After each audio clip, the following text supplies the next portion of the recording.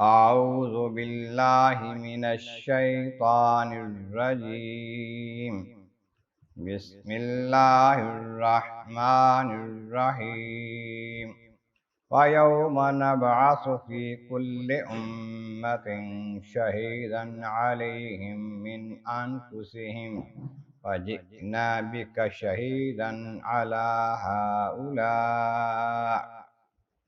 وَنَزَّلْنَا عَلَيْكَ الْكِتَابَ تِبْيَانًا لِكُلِّ شَيْءٍ وَهُدًى وَرَحْمَةً وَبُشْرَى لِلْمُسْلِمِينَ۔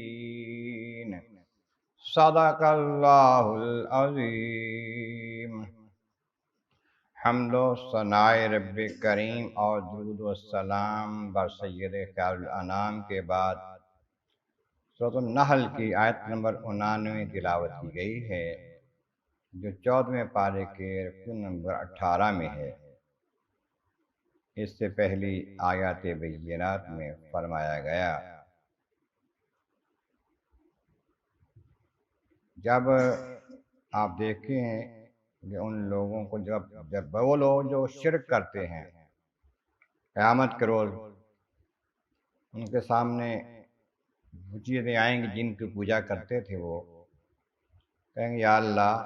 ہمارے رب یہ ہیں وہ ہمارے شریک جن کی ہم پوجا کرتے تھے، اور پھر وہ جو چیزیں ہیں بت ہیں یا ان کے سردار ہیں کافر، وہ کہیں گے تم جھوٹ بولتے ہو، ہم نے تو تمہیں مجبور نہیں کیا تھا ہماری پوجا کرو، تم خود ہی کرتے تھے، ہم تو جانتے ہی نہیں۔ پھر اللہ تبارک و تعالیٰ کی بارگاہ میں وہ عرض کریں گے کہ اللہ ہمیں معاف کر دے، جھک جائیں گے، سر تسلیم خم کر لیں گے، جو کچھ جھوٹا گھڑا تھا اس سے آپ پھریں گے، لیکن وہاں پر کوئی یہ معاملہ کام نہیں آئے گا، بلکہ وہ لوگ جو کفر کرتے رہے اور لوگوں کو راہ حق سے ہٹاتے رہے کو دوہرا عذاب ہوگا، لوگوں کو ہٹانے کا بھی اپنے کفر کا بھی۔